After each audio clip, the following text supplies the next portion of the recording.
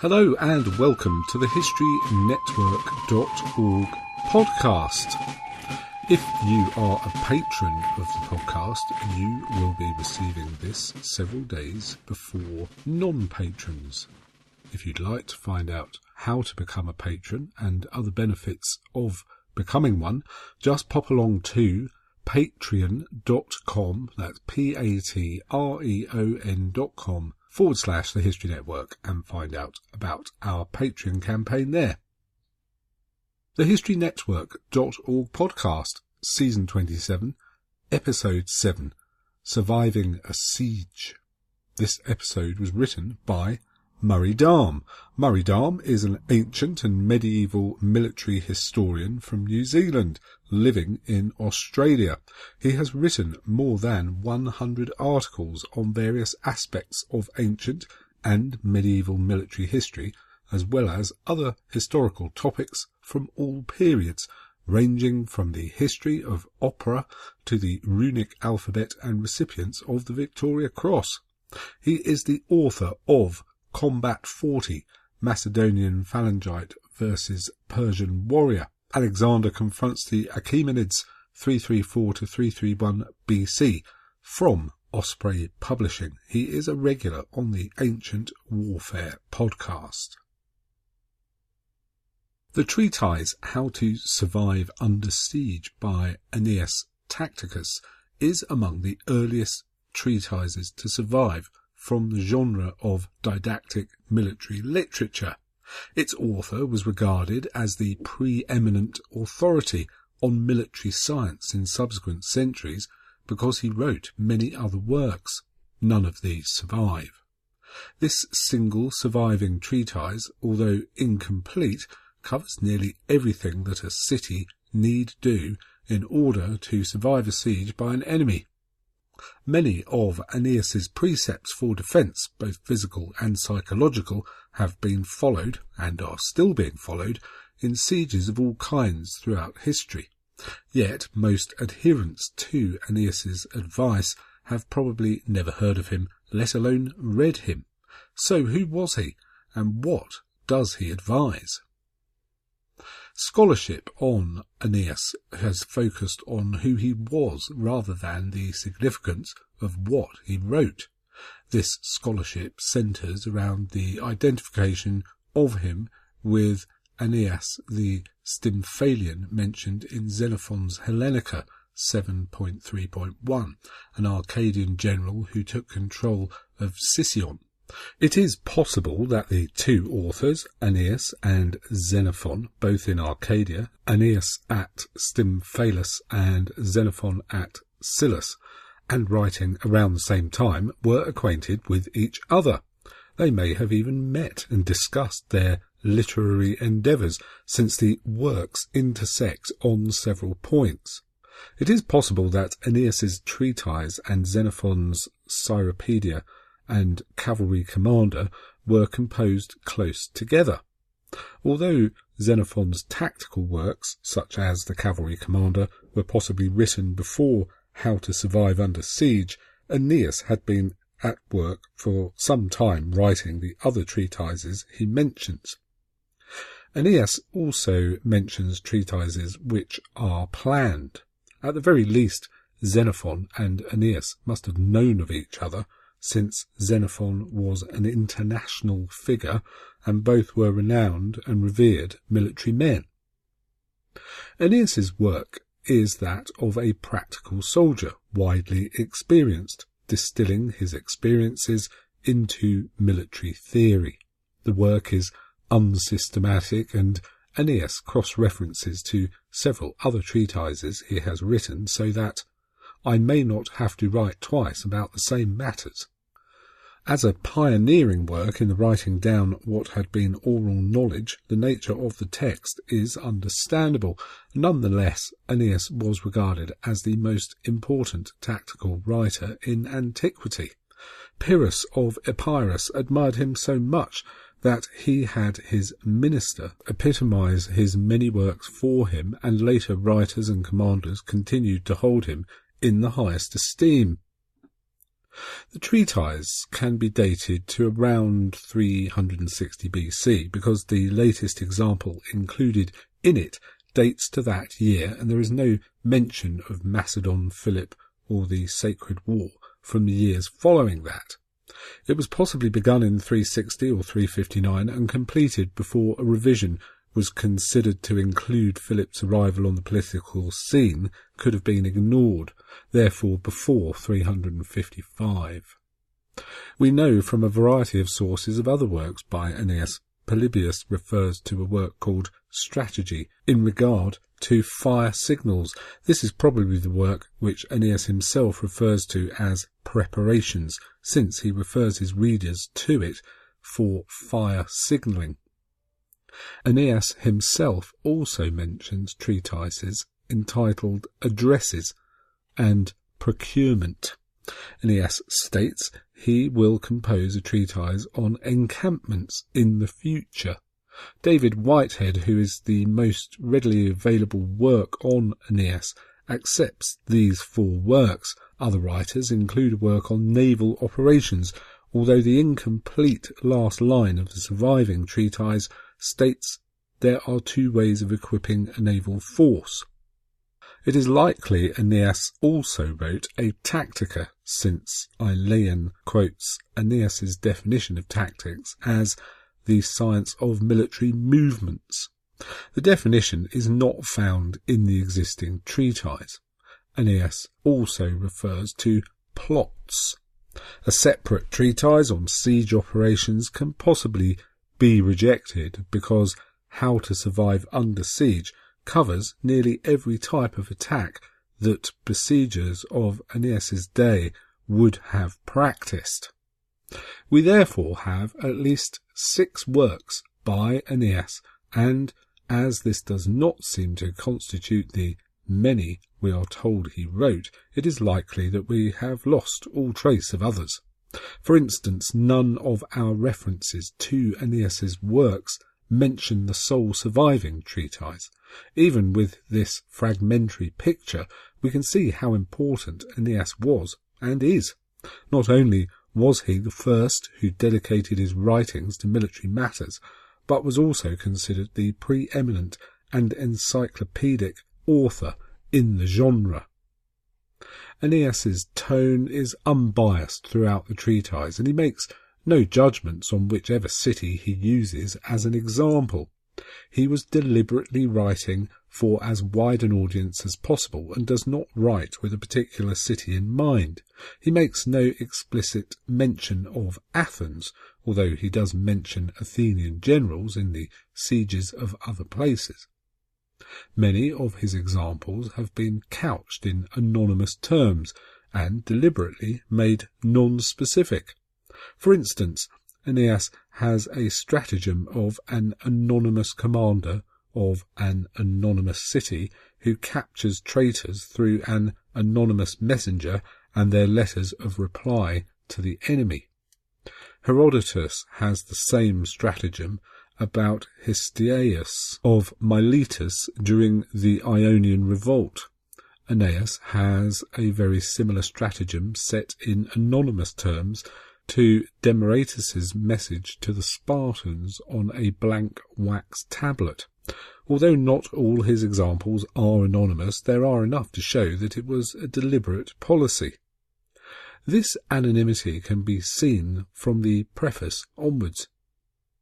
When men set out from their own country to encounter strife and perils in foreign lands, and some disaster befalls them by land or sea, the survivors still have left their native soil, their city, and their fatherland, so that they are not utterly destroyed.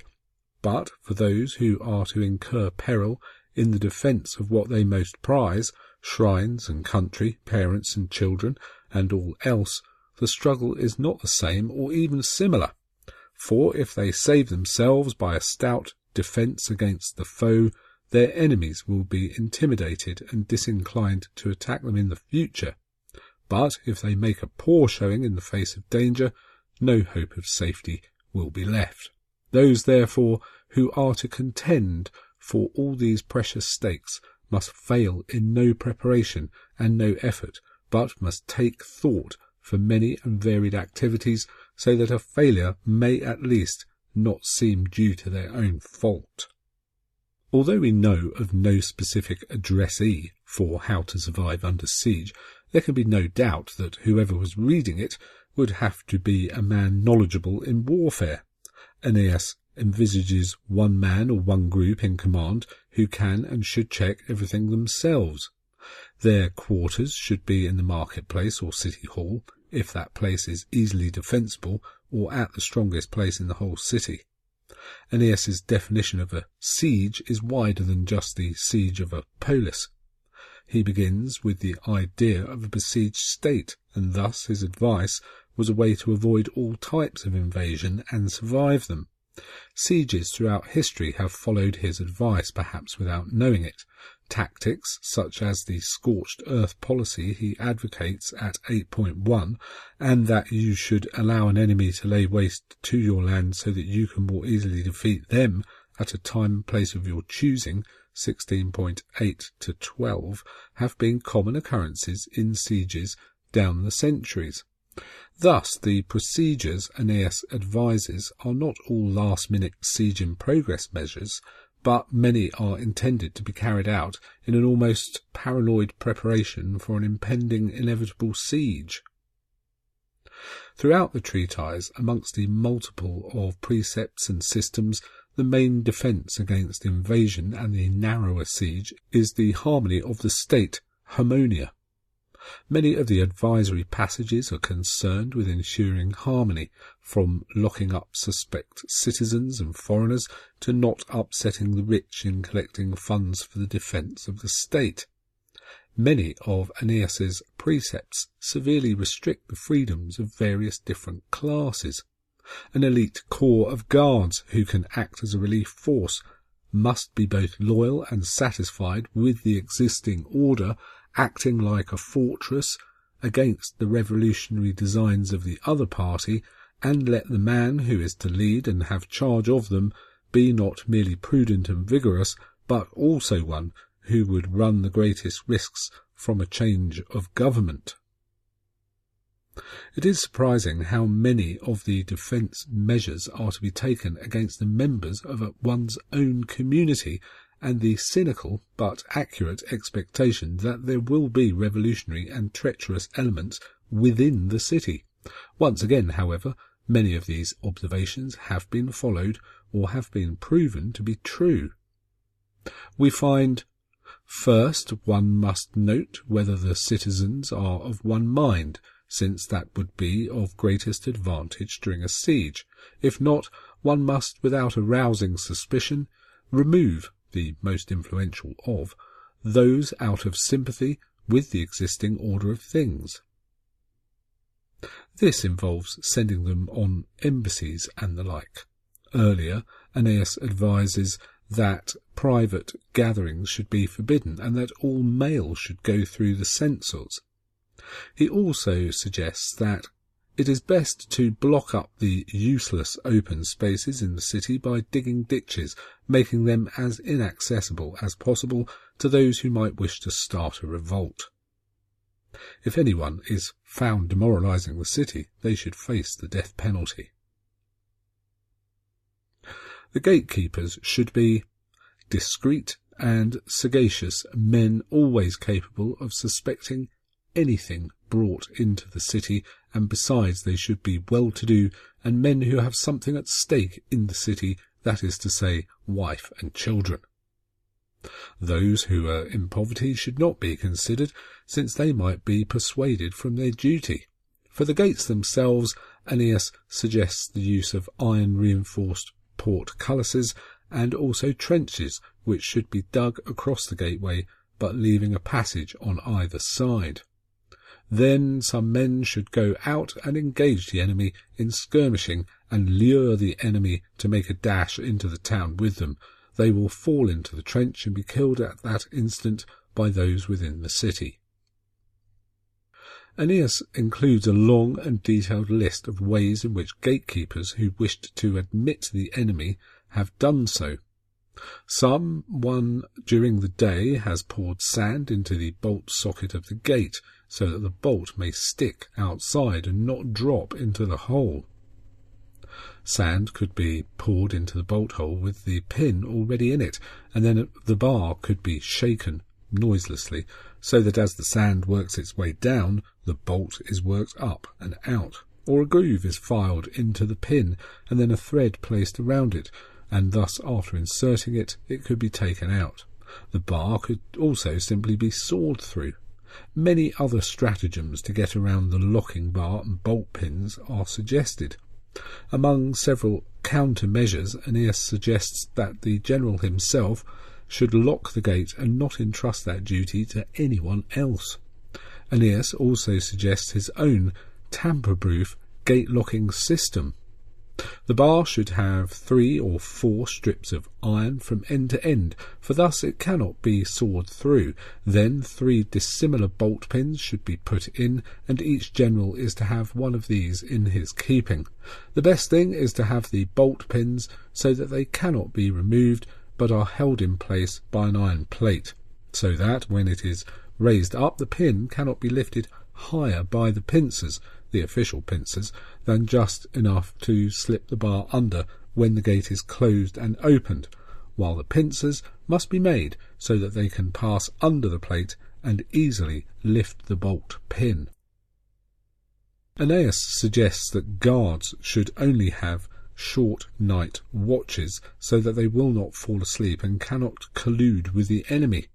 They should stand facing one another so that they can see in all directions and will rarely be caught by anyone coming secretly against them. If any part of the city is easily accessible and exposed to the attacks of the enemy, the sentinels stationed there should be the wealthiest and the most highly respected citizens. Dogs should also be tied up outside the walls to alert the guards of any coming or going at night. Aineias has many suggestions for passwords and secret messages, including one which is probably his own invention, the astragal. Astragals, sheep knuckle bones, were used like dice, although 4-sided rather than the 6-sided kybos, and were popular children's toys. The detail into which Aineias goes on this method of sending secret messages has led to the belief that it was his invention. The most secret method of all for sending messages, but the most difficult, namely that without writing, I shall now make clear. It is this. In a sufficiently large astragal bore, 24 holes, 6 on each side, let the holes stand for letters, and note clearly on which side begins alpha and the following letters that have been written on each particular side. Then, whenever you wish to communicate any word by them, draw a thread through them, as, for instance, if you wish to express Aineian by the drawing through of a thread, begin from the side of the astragal on which alpha is found, pass the thread through, and, omitting the characters placed next to alpha, draw through again when you come to the side where iota belongs, and, disregarding the characters following this, again pass the thread through where nu happens to be, and again passing by the succeeding letters, draw the thread through where I, the original name for epsilon, is found. Now continuing in this way to write the rest of the communication, pass the thread into the holes in such a manner as that in which we just now wrote the name. Accordingly, there will be a ball of thread wound around the astragal, and it will be necessary for the one who is to read the information to write down upon a tablet the characters revealed by the holes. To decipher the message in reverse, a piece of wood about 20 centimetres long, perforated as many times as the letters of the alphabet, and the thread were then in the same way drawn into the holes.